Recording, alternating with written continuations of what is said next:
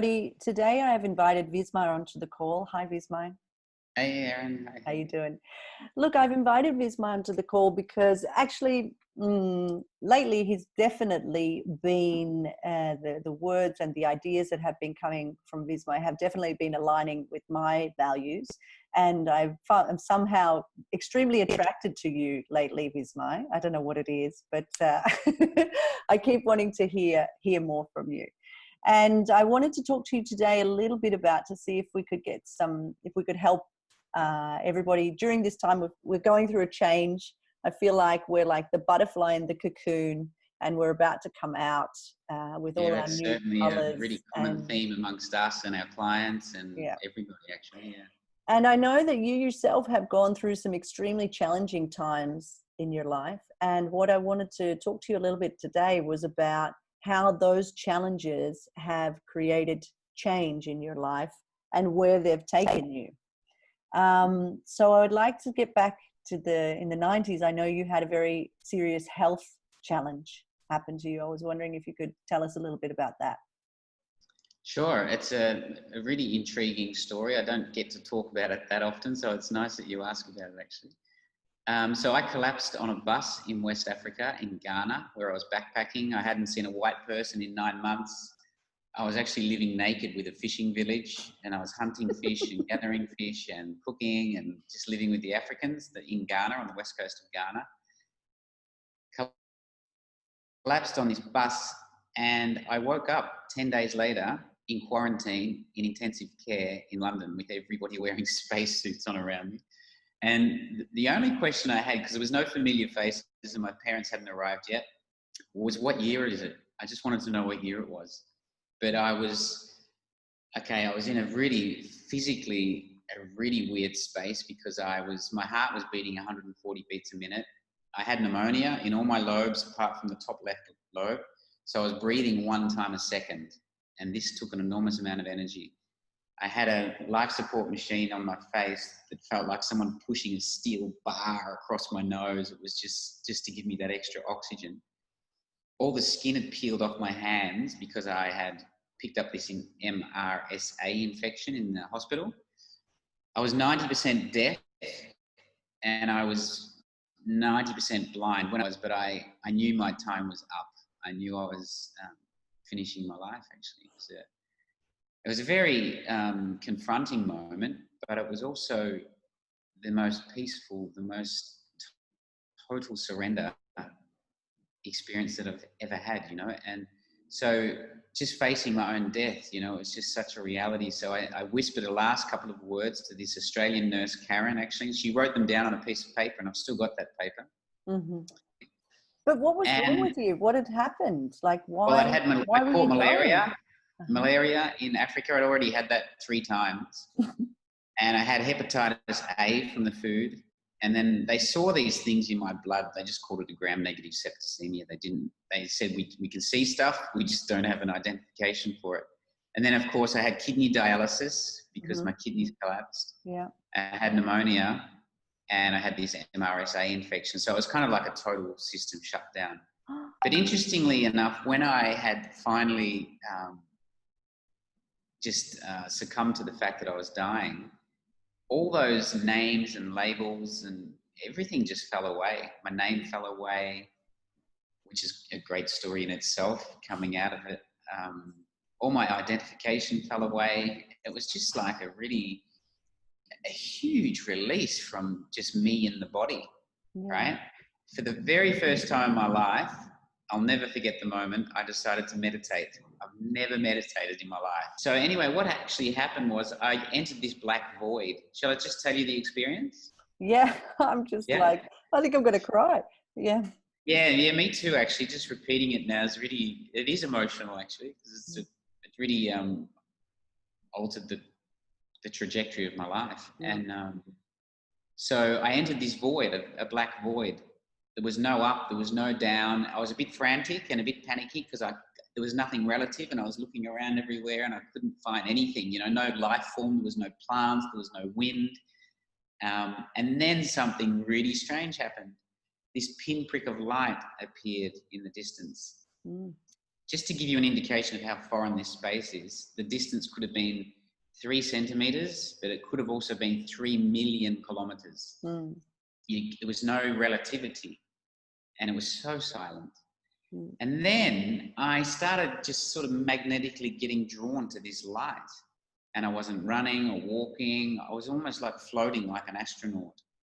So there was no, but there was definitely it was almost like if someone pushes and pulls you at the same time where you can't really feel the difference. So, but I was moving in that direction. And then it just dawned on me. I went, oh, wait on, I've been sick. Oh, of course I don't. Oh, I'm having one of those near-death experiences.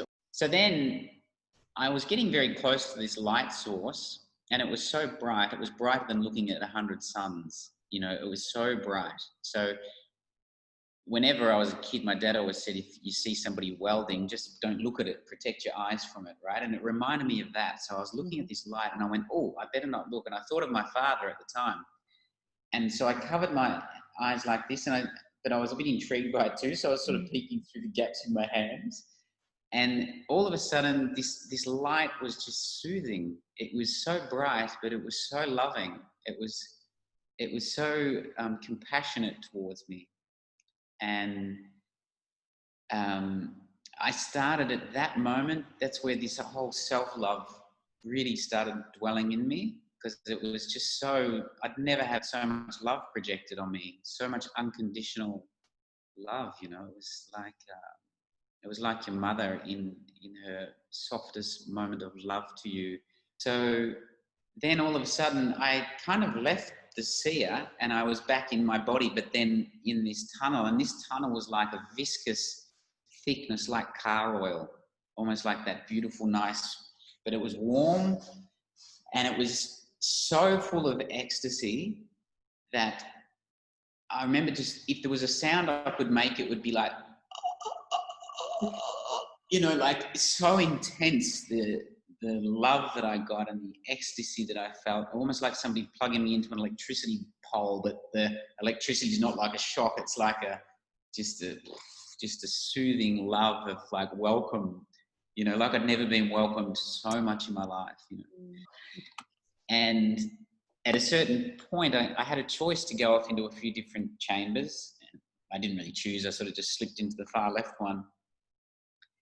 And then I popped out the other side of this chamber into the universe, like into infinite stars, infinite blackness, but there was just infinite souls everywhere, infinite entities. Like I could really sense the dog that I had as a kid. I could really sense my 2 grandmothers. This appreciation of life happened. I valued human life like, just like I never had even thought of human life as a gift, you know. I was just living my life, right? So without further ado, I just landed back in my body. And people ask me, did you have a choice or did you? And it wasn't that. I didn't choose to come back. I think I just had the realization of how entertaining and how valuable and what a gift life is. And through some grace of universal intelligence, it said, right, you got it, go back into the body. I knew that I was fine. I knew that I was going to recover. I knew that I'd touched the light and I'd been healed. And so this just needed a matter of time to catch up. And it wasn't that long after that that my body started to recover. The first person I saw coming out of the experience was my dad. So it's not there. So I wake up. It's really hard to talk about. So I wake up and my dad's just looking at me, and it was really so beautiful, actually. Yeah, got to try and get this back together to tell this story. So anyway, Dad's holding my hand, and he just looked at me with like, and touched me like only a father could. It was so, you know, he was just there to help his son. Glad he didn't want you to go.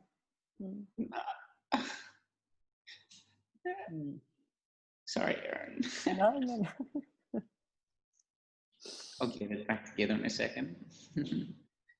So then what seemed like a relatively short time was my blood results started returning to normal, and day by day an extra tube could come off my body. And you know, and then I started not having to pee into a tube, not having to poo into it. So day by day it felt like just things got taken off my body. And before I knew it, it was time to leave the intensive care unit. So, you know, every little increment was just a step closer to recovery. And then a bit of determination started to come up in me.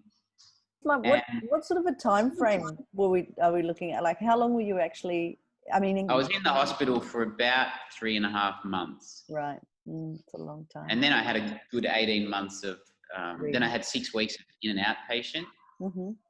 And I just want to talk about, just to make the story a bit more about chiropractic, it was such a destiny for me, because I landed in London and I didn't know anybody. And the doctors, my African doctor had flown me there to get to Tooting. I never travelled with health insurance, but this time I was going to Africa. So I bought some health insurance at the Gatwick airport on the way out.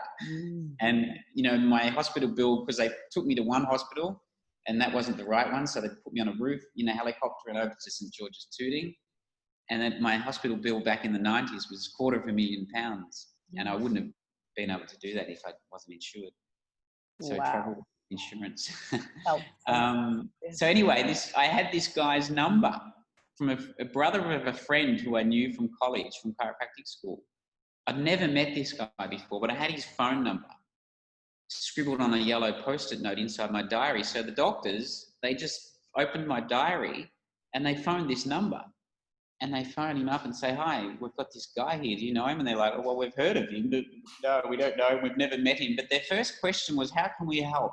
Is he okay? Can we help him? You know, we live close. Is there something we can do for him?" Of course, they didn't know how sick I was. They didn't know who I was. They didn't know anything about me. So they came around to the hospital immediately and they became my next of kin.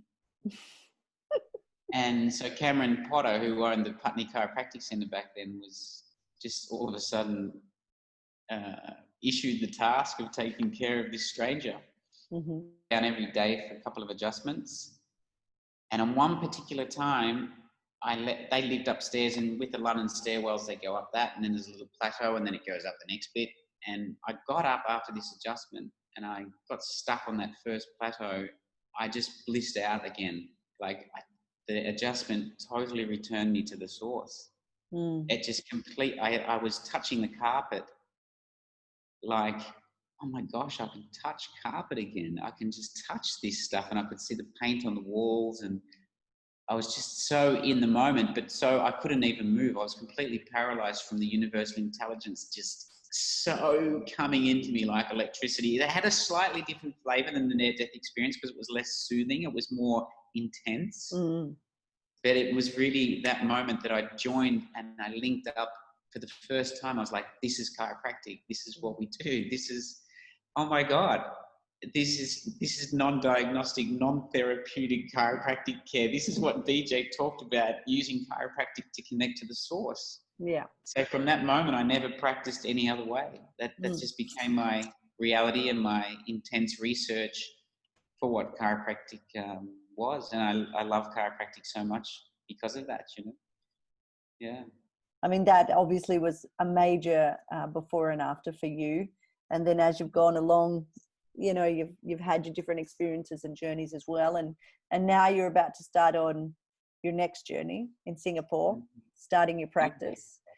How do these tools that you have developed over the years, or these gifts that you've been given, how do you see them today in your day-to-day life? Like, what do you see as the practical things that you are doing in your day-to-day life that come from these experiences? Okay, so it's a great question, because just to give some sort of practical application of what's happened, because not everybody walks around like a blissed out monk the whole time. So I've got this double thing happening, right? I'm fully connected with universal intelligence always. And when I'm not, I even know I am. There's a sort of a higher knowing. But then I'm also super practical. I really have 2 feet on the ground. I'm a dad. I'm a practice owner. I'm a business owner. And I say, I love the people and people love me. What I'm actually saying is, a bit like what Aaron was talking about during the week, is I see in you certain values and you see in me certain values. And those values have a hell of a lot of cohesion. Mm-hmm. So I started building my practice based on that. So I got my staff, I got my associate chiropractors, all to really use that tool. So, I mean, some people listening to this know that my PVA was well above 2,000. So I had 2,000 returning adjustments for every one new person. But that wasn't just me in the practice. Like Sunita, she was an associate from us. Her PVA was well above 1,800. Hers always hovered between 1,800 and 2,000. So it was a very replicable thing that we all learned. Mm-hmm. And we just had this analog value calculator. We knew when somebody came into us if we were winning or not with that person. We knew because we just knew how to grade them. So that's the functional tool that I use now for building my practice. I really focus, ultra target all my messaging. I've almost called that my linchpin for any marketing I do, any table talk I do, any print material I bring out, any interview I do, any blogs I do. I've just written a book, this book.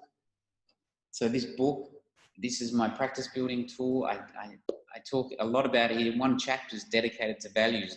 The chapter's called Values Matter, and the subtitle, how you do one thing is how you do everything. So I want the people reading my material that want to come to me as a chiropractor, that they see that as a precursor. So it's a great filter to have. It makes life in practice so damn easy. Easy is a funny word I use there, but it's not easy. It's a sense of ease though. Mm-hmm. You know, it's not stressful at all. It's hard work, like anyone building a business, especially now. It's hard work, but it's got a sense of calmness to it. It's just, for me, it's just time and mathematics make the numbers happen where my PVA will do that again. That I know for sure. I definitely feel that what you're saying there, I understand it and I gel with it, but I sort of feel sometimes on a day-to-day basis, a new visit comes in and there is this fear, I don't know if it's a word, but it's like, oh yeah, I'll take you on, I can heal you, I can change you, and I need you to start because I need your money as well, you know? And I feel that maybe on a personal experience, and maybe other chiropractors have felt that too, that to find that person that matches your values, sometimes it's hard at the very beginning. It is, because it's a real skill, Aaron. It's a skill. You have to develop it. You have to spend a lot of time on it. It's hard work. You have to spend a hell of a lot of researching people like your mama.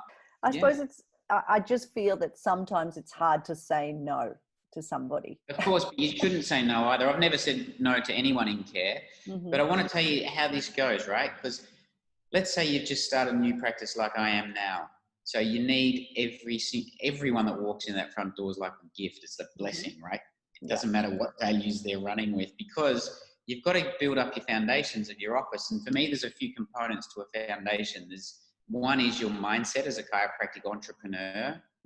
You've got to have a certain reality, and there's no myth that just because you're a good chiropractor working for somebody else doesn't mean you're going to be a good chiropractic business owner at all. Couldn't be further from the truth, to be honest, and we don't learn those skills in school, chiropractic school. Then you've got to understand the cohesion of your private life and your business life, because there's going to be friction points. You know, the family requires your time, so does the office. The family requires money, so does the business. The staff require training, the children require raising. Education. The house requires cleaning, so does the office, you know. So there's all these cohesion points. And only then, once you've got cash flow supporting your private life, including your retirement plan, and your business expenses, only then can you start to get into, then you earn the permission to go into this work, right? So your fear of like, now you need this, you know, of course, that's just common sense. It's real business. It's real being responsible for your business, right? But there comes a time where I'm totally comfortable to poise my growth. I'm totally almost to get the permission to scale a chiropractic business, to leverage the risk that you've taken to set up a business requires certain counterintuitive thinking at some stages. Mm-hmm. And this is a real critical point. You've got to poise growth when you've got your bases covered plus 20%. That's my formula. Once you've got everything covered plus 20%, you've earned the right to just stop the growth, assess, and go into values. And then you can start to really get, you can spend time with people. You can go you go vertical with your favorite people. mm-hmm. You go to dinner with your favorite people. You spend time with them. And you go to the movies. You go to the ballet. You talk to your mother. You slow everything down. But if you're continually growing or continually freaking out that you don't have enough new people, you can never go vertical with people. No, because you're on the treadmill. You're on the treadmill, and you also can't build the culture of your office. So the culture is a very invisible thing. It's a bit like when you walk into a party, actually, but it's the thing that all your clients lean on and your staff lean on at a certain point. If you can get everyone leaning on culture instead of leaning on you, like I don't want people to lean on me after a certain time. No. I want them to lean on the culture. It takes off all my pressure. It allows me then to practice in my own natural way. Yeah. I can just have a sense of ease about me. And then it allows you as well to have you to leave. It's not about you. It's about the culture. So somebody else can come in and represent who you are as the adjustment person. Yeah. Vismai, I'm going to close up the interview now. Once again, thank you. Thank you so much for your honesty and opening your heart. No worries, Aaron. That was magical. Thank you. Thank you so much for having me.